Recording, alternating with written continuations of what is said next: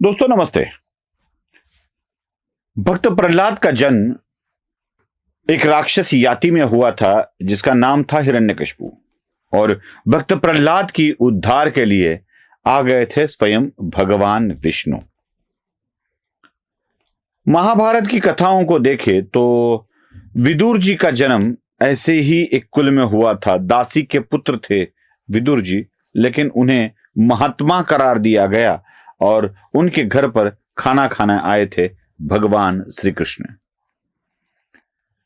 ध्रुव बाल की कथा भी ऐसी ही है। ध्रुव एक ऐसा बालक था जो उपेक्षित था, वंचित था, लेकिन उसको मिलने के लिए स्वयं भगवान आए और उसे एक बड़ा स्थान दे दिया गया।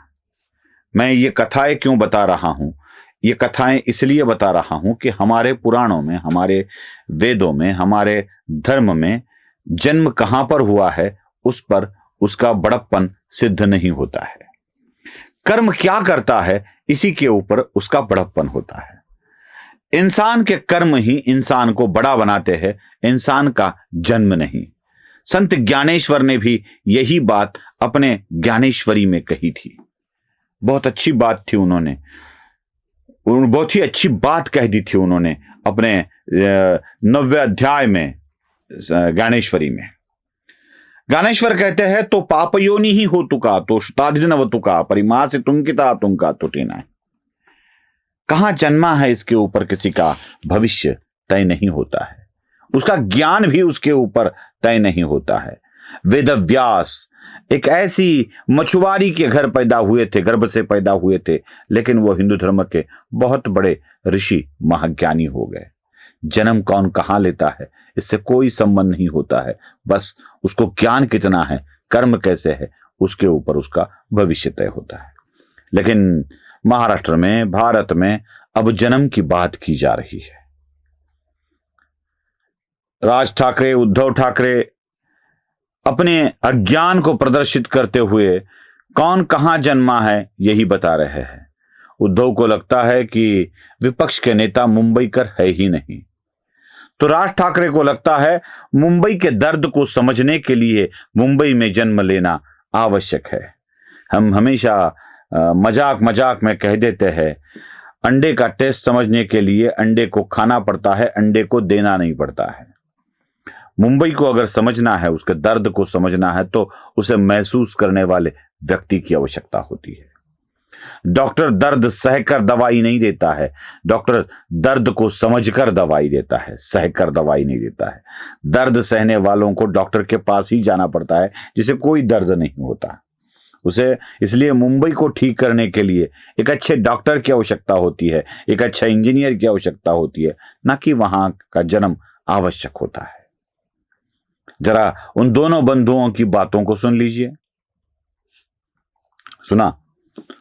अगर इसी बात को पैरामीटर बनाना है किसी को सत्ता देने का, तो मेरे ख्याल से सोनिया गांधी तो किसी भी हाल में इस देश की नेता नहीं बन सकती, क्योंकि वह इस देश की नेता है ही नहीं, यहां ये जन्मी ही नहीं है। फिर यही उद्धव ठाकरे सोनिया गांधी को अपना नेता मानते हैं और मुंबई में नहीं जन्मे कोई भारतीय जनता पार्टी के नेता, इसलिए उन्हें मुंबई का दर्द न समझने की बात करते हैं। यही जन्म वाला रोग बहुत अंदर तक चला गया है। लातूर में भी यही बात हुई। लातूर में भी लातूर के एक नेता अमित देशमुख, जिन्होंने इसी जन्म की बात की, लातूर कर होने की बात की, जरा उसको भी सुन लीजिए। वो कहते हैं मेरे अंगने में तुम्हारा क्या काम है। सुना? अब ऐसी बातें अगर मुंबई से लेके, पुणे से लेके लातूर तक फैलाई जाए और कहा जाए कि लातूर वाले है ही नहीं, वैसे अमित देशमुख भी लातूर शहर के जन्मे नहीं हैं।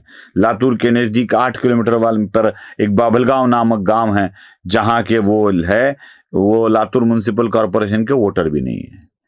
उन्हीं के भाई तो ग्रामीण के वोटर भी नहीं थे, उन्हें ग्रामीण का विधायक बना दिया गया था पिछली बार, इस बार वो चुनाव हार गए। मतलब जो लातूर म्युनिसिपल कॉरपोरेशन के वोटर नहीं हैं, वो लातूर म्युनिसिपल कॉरपोरेशन में जाकर बात कर रहे हैं कि मैं लातूर का ही हूं और बाहर के लोग आकर हमें परास्त करने की कोशिश कर रहे हैं। इन सारी बातों को अगर समझा जाए तो अमित देशमुख को यह बता देना आवश्यक है कि उनकी नेता तो भारत की है ही नहीं, जन्मी है ही नहीं, वो तो इटली की जन्मी हुई है, और इटली के जन्मे नेता को कैसे हम भारत का नेता बना ले। दोस्तों, मुंबई की बात अगर हम करें तो मुंबई को समझने के लिए एक अच्छा दिल चाहिए। और दिल क्या होता है? दिल होता है मुंबई में ट्रैफिक की समस्या को हल करने के लिए एमएमआर रीजन में कहीं से भी कहीं तक जाने का समय 59 मिनट का करने वाला नेता, और उस प्लान को इंप्लीमेंटेशन करने वाला नेता मुंबई के दर्द को समझता है। पनवेल से लेके दक्षिण मुंबई तक 20 मिनट में आने वाला अटल रोड बनाने वाला, अटल सेतु बनाने वाला नेता मुंबई की भलाई की सोचता है। वाड़वन से लेके जवाहरलाल नेहरू पोर्ट ट्रस्ट तक आने का रास्ता बनाने वाला नेता मुंबई की भलाई देखता है।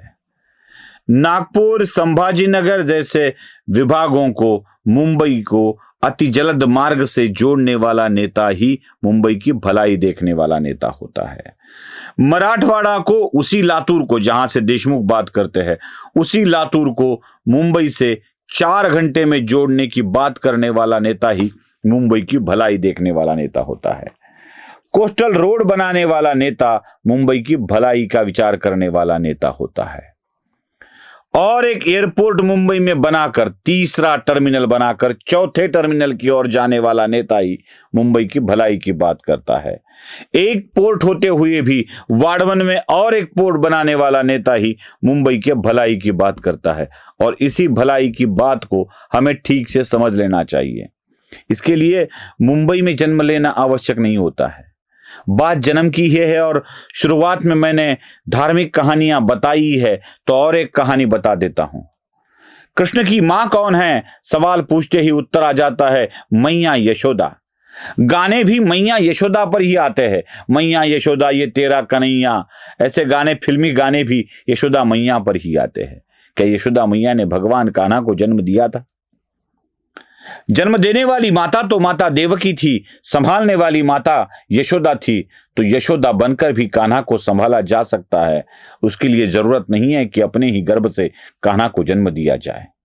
बस समझ लेना चाहिए कि मुझे संभालना है मेरे कान्हा को, तो मुंबई को संभालने वाली यशोदा अगर मुंबई को संभाल रही है तो उसमें आपत्ति क्या होनी चाहिए। नमस्ते। धर्म जागृतीचा विधान